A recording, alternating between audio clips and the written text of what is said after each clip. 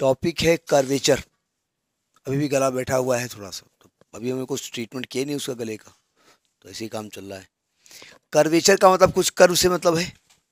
अब जो कर्व होता है उसका कुछ सेंटर होता है, कोई कर्व होता है उसकी कुछ रेडियस होती है, तो हमको सबको निकालना है, उसकी रेडियस निकालनी है, उसका सेंटर निकालना है। ठीक है, तो सबसे पहले हम बात करने जा रहे हैं रेडियस ऑफ कर्वेचर।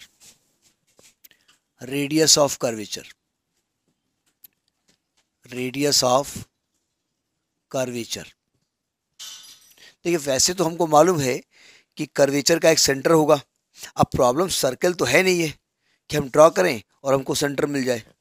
तो रेडियस ऑफ कर्वेचर हम निकालेंगे, वो कर्व का इक्वेशन सिमेट उसमें कार्टेशियन फॉर्म में भी हो सकता है, पोलर में भी हो सकता है और इंट्रिंसिक भी हो सकता है। तो पहले हम बात करेंगे for intrinsic equations. For intrinsic equations, intrinsic equations. Intrinsic equation में क्या होता है, जो कर्व का इक्वेशन होता है वो एस और साई में लिखा होता है। एस और साई मतलब कर्व की लेंथ एस होती है, ठीक है, और कर्व के किसी पॉइंट पर जो टेंजेंट होती है वो जो एंगल बनाती है एक्स एक्सिस से, उसको हम साई कहते हैं। देखो जरा ध्यान से डायग्राम, तो जरा नकल मार के बनाना पड़ेगा हमको, नहीं ऐसे बन जाएगा। हमने कहा ये एक कर्व है, ठीक है, और हमने इसके दो पॉइंट ले लिए। सेंटर निकालना पड़ेगा ना, पहले रेडियस निकालने के लिए सेंटर चाहिए ना आपको। और इन दोनों पॉइंट पे हमने क्या किया, हमने कहा इस पॉइंट पर जो टेंजेंट है ये टेंजेंट है, ये सीधी है, आप सीधी बनाइएगा, और इस पॉइंट पर टेंजेंट है ये दो पॉइंट पर टेंजेंट है, ठीक है। पहले पॉइंट की जो टेंजेंट है वो एंगल बना रही है साई, और ये कुछ ज़्यादा बनाएगी, तो साई प्लस डेल्टा साई। जैसे आप कर्व को सीधा करोगे ना तो ये एंगल बढ़ता जाएगा ना, ये एंगल कितना होगा, क्यों, ये वाला एंगल कितना होगा, ये डेल्टा साई हो जाएगा, ठीक है, क्यों। अच्छा, ये डेल्टा साई क्यों नहीं मालूम है आपको, आपको फाई लग रहा है क्या, नहीं फाई लग रहा हो तो बताएं। वो रेडियस वेक्टर और टेंजेंट के बीच का एंगल है। ये दो पॉइंट हैं, एक पॉइंट ये है P और एक पॉइंट ये है Q, इस पर हमने टेंजेंट खींची है, इनके बीच का एंगल डेल्टा साई है। और ये हमने कर्व कहाँ से स्टार्ट किया है, ए से, तो हमने AP को मान लिया है S, और जो आर्क PQ है ना, आर्क की हम बात कर रहे हैं, आर्क PQ, इसको हमने मान लिया है डेल्टा S, ठीक है। अब क्या करेंगे, दोनों पॉइंट पे हमने नॉर्मल खींचा। नॉर्मल का मतलब टेंजेंट के परपेंडिकुलर है, ध्यान रखिएगा, और इस पॉइंट पे खींचा नॉर्मल, और दोनों नॉर्मल किस पॉइंट पे कट कर रहे हैं, एन पॉइंट पे। अब ज़रा समझने की कोशिश करिएगा, ये ऐसे एन पॉइंट पे कट कर रहे हैं, इधर देखिए ये एन पॉइंट पे कट कर रहे हैं। जब इसको आप खिसकाओगे ना, इसको जब खिसकाओगे तो एन भी खिसकेगा, और एन जिस पॉइंट पे जाके मिलेगा वही आपका सेंटर ऑफ कर्वेचर होगा। नहीं समझे, सेंटर ऑफ कर्वेचर निकालने का तरीका ये होता है, किसी भी कर्व पर हम दो पॉइंट ले देंगे, ठीक है। आपको याद होगा सर्कल में सेंटर निकालने का तरीका क्या बताया गया था, वहाँ कहा गया था कि अगर कोई सर्कल है उसका सेंटर आपको नहीं मालूम, तो हम क्या करते थे, वहाँ पर तीन पॉइंट लेते थे, ठीक, ये इस प्रकार से कॉर्ड खींचते थे, और कॉर्ड का परपेंडिकुलर बाइसेक्टर खींचते थे, जहाँ पे कट करेगा वहाँ पर सेंटर होगा। हमको इसका सेंटर नहीं मालूम, क्योंकि हमने कोई सेंटर मान के तो खींचा नहीं इसको। तो तरीका ये होता है सेंटर निकालने का कि हम दो पॉइंट लेंगे, ठीक है, उन दो पॉइंट पे हम नॉर्मल खींचेंगे। अब आप जानते हैं नॉर्मल खींचने के लिए आपको पहले टेंजेंट खींचनी पड़ेगी, तो यहाँ पर हमने टेंजेंट खींच दी और यहाँ पर हमने टेंजेंट खींच दी।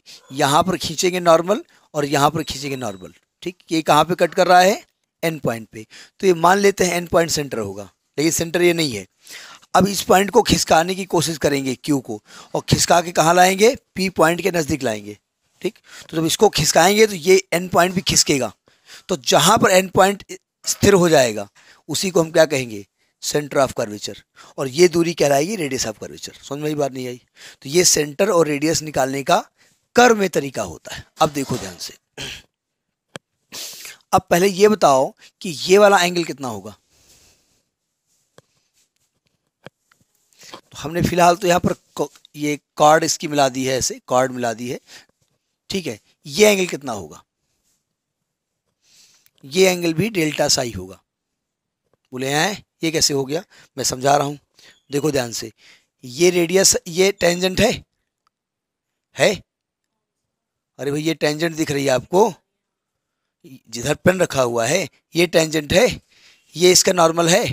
अब देखो दूसरी टेंजेंट ये है, अगर आप ऐसे टेंजेंट की तरफ घूमोगे तो नॉर्मल भी घूम जाएगा। भाई दूसरी टेंजेंट आपकी ऐसे घूम गई है ना, ये थी अब ऐसे घूम गई, तो नॉर्मल भी उतने एंगल से घूम जाएगा। इस टेंजेंट से इस टेंजेंट में के बीच कितना एंगल है? यानी हम कह सकते हैं कि ये वाली टेंजेंट बनने में ये वाली टेंजेंट डेल्टा साई एंगल से घूम गई, तो नॉर्मल भी डेल्टा साई से घूम जाएगा। तो इस एंगल का नाम क्या है? डेल्टा साई। अब आपको रेडियस निकालनी है। एक्चुअली में आपको पीएन की वैल्यू निकालनी है। कब? जब Q is very close to P हो जाएगा, ठीक है। तो अब पीएन निकालने के लिए हम करेंगे क्या? ये राइट एंगल ट्रायंगल तो है नहीं, ये राइट एंगल ट्रायंगल लगभग नहीं है। लगभग इसलिए कह रहे हैं कि भाई ये टेंजेंट से 90 डिग्री बना रही है ना, तो आप तो यहां से ले रहे हो एंगल ये वाला, तो ट्रायंगल PQN ले लो, इन ट्रायंगल PQN, और यहां पर लगा दो साइन रूल। पढ़ा है कभी आपने साइन रूल? पढ़ा है? बताइए क्या होता है साइन रूल? जो रूल साइन पे लागू हो। देखो साइन रूल मैंने कल को साइन रूल बताया था, ये बता दिया था ना। अब साइन समझिएगा। साइन रूल में क्या होता है कि अगर कोई ट्रायंगल है, किसी भी प्रकार का हो सकता है, एक्यूट एंगल ट्रायंगल हो, ऑब्ट्यूज एंगल ट्रायंगल हो, राइट एंगल ट्रायंगल हो, ठीक। एंगल ABC हो गए, एंगल ए के सामने की साइड स्मॉल ए, एंगल बी के सामने स्मॉल बी, एंगल सी के स्मॉल सी। तो ये होता है साइन ए अपान उसके सामने की side is equal to sine B upon उसके सामने की side is equal to sine C upon उसके सामने की साइड। ये साइन रूल होता है, ठीक। अब अगर जरूरत पड़े तो इसको के मान लीजिए, साइन ए को ए के ले सकते हैं, साइन बी को बी के, साइन सी को सी के, वो तो कहीं और इस्तेमाल होगा, पहले ये कहीं नोट कर लीजिए अपनी रफ में। ये साइन रूल है। तो यहाँ तक पहुँच गए आप। अब आपको निकालना है सेंटर ऑफ कर्वेचर, यानी आपको पीएन की वैल्यू निकालनी है। कब? जब Q is very close to P हो जाए। यानी कि आप कहेंगे, बाद में कह देंगे, छोड़िए अभी। आप ट्रायंगल दिख रहा है, ट्रायंगल में जरा देखिए ध्यान से, ये एंगल कितना है? डेल्टा साई। इसके सामने की साइड क्या है? PQ। अब PQ यहाँ पर दो हैं, एक कॉर्ड PQ है और एक आर्क PQ है। तो इसमें कॉर्ड PQ लिखे या आर्क PQ लिखे? भाई ट्रायंगल लोगे तो आर्क लोगे। अच्छा, ट्रायंगल में स्ट्रेट लाइन होती है, तो देखो कैसे लिखेंगे। हम लिख रहे हैं PQ, आर्क PQ, सॉरी तुम भी डिस्टर्ब कर दिया। Chord PQ, chord PQ। इसके सामने का एंगल क्या है? Sine delta psi, sine delta psi is equal to, अब आपको चूंकि पीएन निकालना है तो लिखेंगे पीएन अपान, जरा ध्यान से समझिएगा, ये एंगल 90 डिग्री नहीं है एग्जैक्ट, ये एग्जैक्ट एंगल 90 डिग्री नहीं है, तो हम लिखेंगे साइन, इसका नाम क्या है? NPQ। दो से काम चल जाएगा, ठीक है। हमको इसी जरूरत नहीं पड़ेगी ना, क्योंकि PN और QN दोनों वैल्यू सेम आएगी ना। अगर P पॉइंट खिसक के Q की तरफ चला जाए तब भी आपको सेंटर रेडियस ऑफ कर्वेचर मिल जाएगा। अब निकालते हैं, हमको आपको PN निकालना है, तो PN की वैल्यू क्या हो जाएगी? Chord PQ into sine NPQ upon sine delta psi, sine delta psi. लिखते रहिए, फिर रब करते रहेंगे। इसको एक क्वेश्चन नंबर डाल दीजिएगा 1। अब हमको सभी एंगल निकालने पड़ेंगे, देखो ध्यान से। अब हमको सेंटर निकालना है। हमने सेंटर के लिए क्या कहा कि जब Q बहुत बहुत बहुत बहुत कहाँ पे पहुँच जाएगा? P पॉइंट पर, तो N जहाँ पर भी आपको मिलेगा वही सेंटर होगा। तो यानी कि when Q tends to P, कौन सा केस ले रहे हैं? जब Q P की तरफ टेंड होगा तो ये एंगल भी लगभग 0 हो जाएगा, नहीं हो जाएगा? यानी आपका जो डेल्टा साई भी टेंड टू 0 हो जाएगा, नहीं हो जाएगा? और कॉर्ड और आर्क की लेंथ इक्वल हो जाएगी, यानी कॉर्ड PQ किसके इक्वल हो जाएगा? Chord P Q equal to हो जाएगा आर्क पी क्यू के, और आप ये भी कह सकते हैं डेल्टा एस भी टेंड्स टू जीरो हो जाएगा। ठीक है, तो रखना शुरू करिए। अच्छा, उस कंडीशन में जो पी एन होगा, देन पी एन की वैल्यू क्या हो जाएगी, यही आपका होगा रेडियस ऑफ कर्वेचर। इसी को कहते हैं रेडियस ऑफ कर्वेचर। और हम यहाँ पर इसका एक स्टैंडर्ड इंडिकेशन है rho. Rho is the radius of curvature, rho से इसको इंडिकेट करते हैं। ठीक, ऊपर का पार्ट हम रब करने जा रहे हैं, नोट कर लिया, देखो ध्यान से।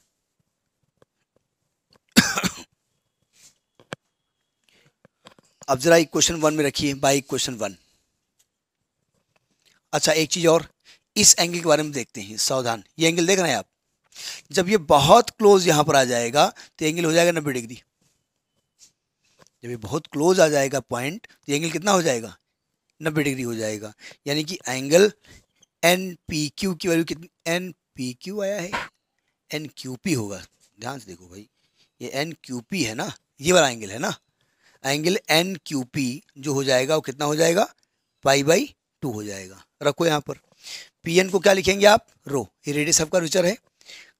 अब जरा देखिए ध्यान से, यहाँ तो कॉर्ड पी क्यू लिखी है ना, कॉर्ड पी क्यू लिखा रहने दो, क्योंकि कॉर्ड पी क्यू हट नहीं पाएगा ना। अगर मैं कॉर्ड पी क्यू को आर्क पी क्यू से डिवाइड कर दूँ तो कोई दिक्कत, और इनटू आर्क पी क्यू कर दूँ कोई दिक्कत, कर सकता हूँ ना। अच्छा, अपान साइन डेल्टा साई और इनटू साइन π/2, अभी लिमिट कुछ नहीं रख रहे हैं हम, क्योंकि वैल्यू हमने साइन π/2 मानी है। ठीक, अब डायग्राम रब कर दें, क्योंकि डायग्राम की जरूरत हमको अब नहीं है। देखिए,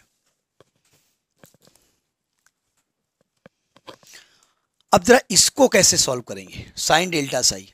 तो हम जानते हैं जब डेल्टा साई वेरी स्मॉल होता है, टेंडिंग टू जीरो होता है, तो थीटा अपान साइन थीटा ये 1 होता है, याद है, limit theta tend to 0।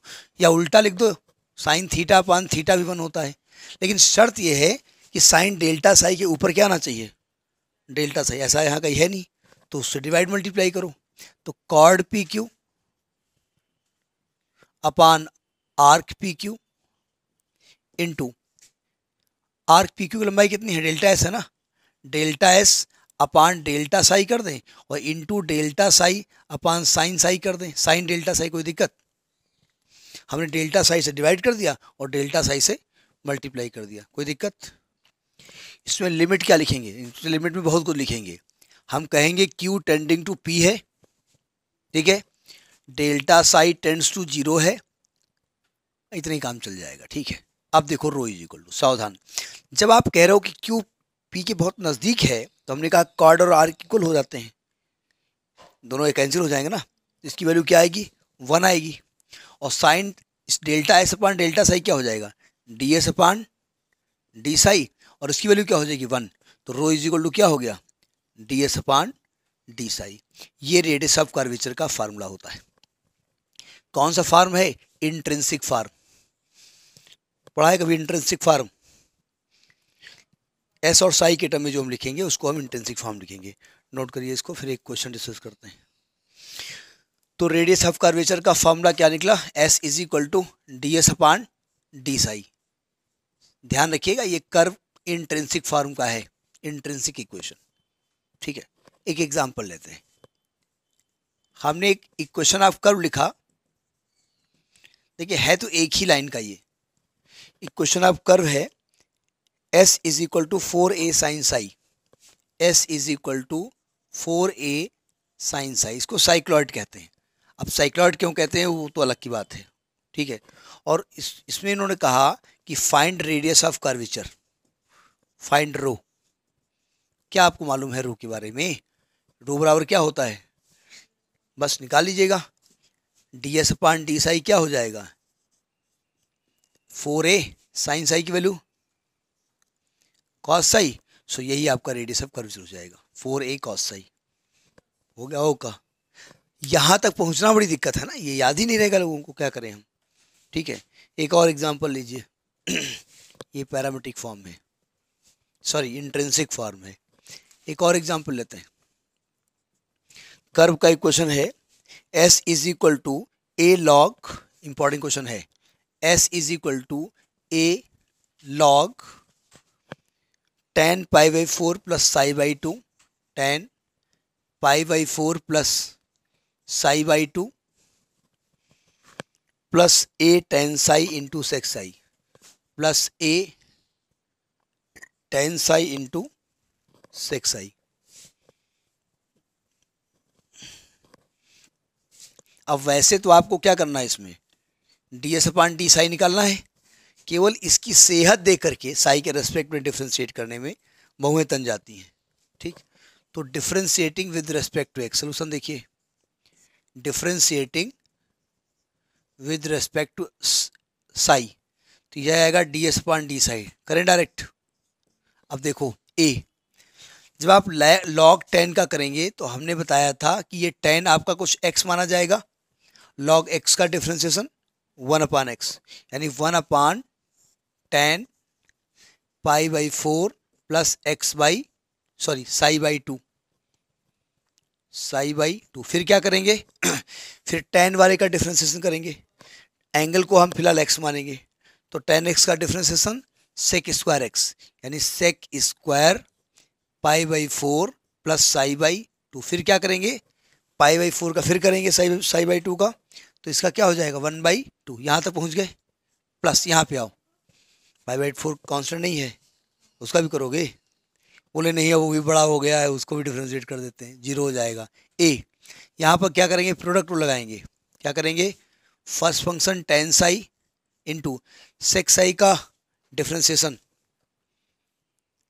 Sec psi into tan psi, sec psi into tan psi plus second function sec psi और टेन साई का सेक स्क्वायर साई, तो ये इसका डिफ्रेंशिएशन हो गया। अब देखो थोड़ा सा कैलकुलेशन, सावधान, हमको मजबूरी में इसमें कोई रिलेशन है नहीं। अब आप कहेंगे है, इसको 1 प्लस टेन स्क्वायर कर दो तो और टफ हो जाएगा ना, फिलहाल इसको साइन काज में कन्वर्ट करो। देखो सावधान, ये जो सेक स्क्वायर है इसको ये 2 लिख दो, पहले लिख दिया, जो सेक स्क्वायर है ये नीचे काहे में कन्वर्ट हो जाएगा, कॉज स्क्वायर में, तो cause square pi by 4 plus psi by 2 हो जाएगा। अच्छा, इसको कैसे कन्वर्ट करेंगे, tan बराबर क्या होता है, साइन अपन कॉस, तो ये बन जाएगा sine pi by 4 plus x by 2 और अपान में कॉस आएगा, ऊपर चला जाएगा, cos pi by 4 plus x by 2। X कहाँ से आ रहा है बार बार, सॉरी वो एक्चुअली में आदत पड़ी है एक्स की, एक्स हीरो रहता है ना हमेशा। प्लस यहाँ पे आइए, यहाँ कॉमन को दिख रहा है आपको sec psi, A sec psi common, अंदर क्या बचेगा tan square psi, 1 minute, plus sec square psi, किसको कॉज में, तो कॉज में और टफ पड़ेगा, क्या कैलकुलेट होगा, हाँ तो कटेगा ना, वही पे काट दें।